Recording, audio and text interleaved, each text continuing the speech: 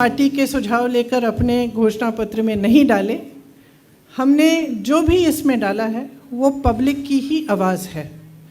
जैसे लल्लू जी ने कहा, हमने पिछले 2 सालों से बहुत संघर्ष किया, लेकिन हमारा संघर्ष पब्लिक के संघर्ष के मुकाबले में कुछ नहीं है। जो उत्तर प्रदेश की जनता आज संघर्ष कर रही है, जितनी परेशानियां को वो झेल रहे हैं, वे आप बहुत अच्छी तरह से जानते हैं। जो सबसे बड़ा मुद्दा है रोज़गार का मुद्दा, उसके बाद महंगाई का मुद्दा, इन दोनों को निपटाने के लिए इनको कैसे हम इन समस्याओं को किस तरह से हम सुलझाएं, उसके लिए हमने बहुत चर्चा की और हमने काफ़ी इस विधान में भी और जो भर्ती विधान है, शक्ति विधान है, उसमें भी हमने इसके बारे में अपनी घोषणाएं की हैं।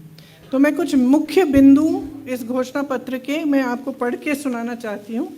सबसे पहले तो जो हमारी प्रतिज्ञाएं थी, जिनके बारे में आपको पहले से जानकारी है, लेकिन एक बार दोहराना चाहती हूँ मैं कि किसानों का पूरा कर्जा माफ़ किया जाएगा।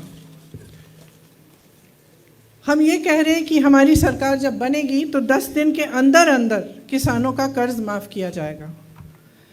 छत्तीसगढ़ में जब कांग्रेस की सरकार आई तो आप सब ने देखा होगा कि शपथ लेते ही 3 घंटों के अंदर अंदर किसानों के कर्ज माफ़ किए गए। उसी तरह से हम यहाँ भी उत्तर प्रदेश में ये करना चाहते हैं। 2500 में गेहूं, धान और 400 में गन्ना खरीदा जाएगा। बिजली बिल सबका हाफ किया जाएगा। कोरोना काल में जिस का बकाया है वो साफ़ किया जाएगा, ख़त्म किया जाएगा। जिस को कोरोना से सबसे ज़्यादा आर्थिक मार पड़ी, उन परिवारों को 25,000 रुपये दिए जाएंगे ताकि वो एक बार फिर अपने पैरों पे खड़े हो सकें। हमने पहले भी ये बहुत बार घोषणा की है, फिर से दोहरा रहे हैं कि 20 लाख सरकारी रोज़गार दिलवाएंगे। इसका पूरा खाका तैयार करके हमने भर्ती विधान में आपको कुछ दिनों पहले बताया था। उसमें से 12 लाख सरकारी पद खाली पड़े हैं जिन्हें भाजपा की सरकार ने 5 सालों से नहीं भरा। हम कह रहे हैं कि हम वो 12 लाख पद भी भरेंगे और उसके अतिरिक्त हम 8 लाख और पद भरेंगे, या और रोज़गार हम माफ़ करिए, पद भरेंगे नहीं, 8 लाख हम रोज़गार और पैदा करवाएंगे। इसके साथ साथ हमने पहले भी कहा है कि 40% रोज़गार पहले के जो आरक्षण हैं उनके तहत महिलाओं को दिए जाएंगे। अगर कोई भी बीमारी हो तो सरकार की तरफ से 10 लाख रुपए तक इलाज मुफ्त मिलेगा। आवारा पशु की बहुत बड़ी समस्या है उत्तर प्रदेश में। कम पार्टियां इसके बारे में बात करती हैं, लेकिन सच्चाई ये है कि किसान बहुत त्रस्त हैं। और हमने अपने अनुभव में, जो हमारी छत्तीसगढ़ में कांग्रेस की सरकार है, उन्होंने एक पूरी योजना बनाई कि इससे हम किस तरह से इस समस्या को हम हल कर पाएँ। इसके मुख्य बिंदु हमारी उन्नति विधान में हैं, लेकिन मैं यहाँ कहना चाहती हूँ कि जिन को आवारा पशुओं के नुकसान को झेलना पड़ा है, उन्हें 3,000 रुपये का मुआवजा दिया जाएगा और एक गोधन न्याय योजना शुरू की जाएगी, जिसके काफ़ी ज़्यादा एलिमेंट्स होंगे, लेकिन एक एलिमेंट ये है कि 2 रुपये किलो में गोबर खरीदा जाएगा। ये छत्तीसगढ़ में हो रहा है और फिर उस गोबर को वर्मी कॉम्पोस्टिंग में सेल्फ हेल्प ग्रुप्स द्वारा इस्तेमाल किया जाता है। तो इससे बहुत सुविधा होती है।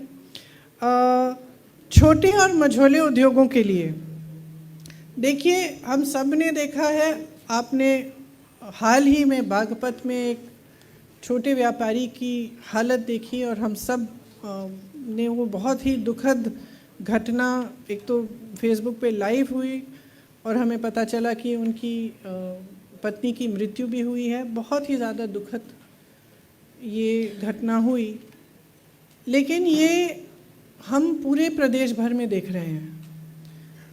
चाहे मैं नोएडा में गई प्रचार करने के लिए, चाहे मैं बुंदेलखंड गई, चाहे झांसी में थी, चाहे यहाँ पे लखनऊ में हो, चाहे जहाँ भी मैं जा रही हूँ, ये देखने को मिल रहा है कि जो छोटे व्यापारी हैं और मझोले व्यापारी हैं वो एकदम इतने त्रस्त हैं और परेशान हैं क्योंकि उनके लिए एकदम कोई भी सपोर्ट समर्थन सरकार की तरफ से नहीं आया है। और चाहे नोटबंदी हो, चाहे उसके बाद जीएसटी हो, और उसके बाद जो कोरोना का लॉकडाउन हुआ, सबसे बड़ा प्रभाव इन्हीं व्यापारियों पे हुआ है।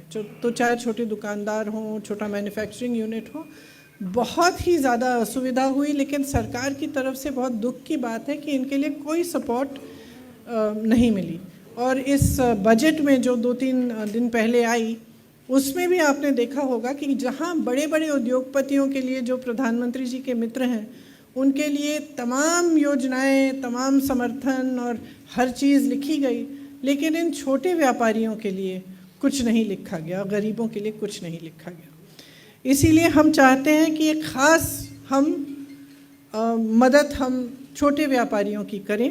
इसमें मुख्य बिंदु ये है कि जो पारंपरिक क्लस्टर्स होते थे, जैसे मुरादाबाद में पीतल का क्लस्टर, कानपुर में लेदर, इनको हम और मजबूत बनाएं।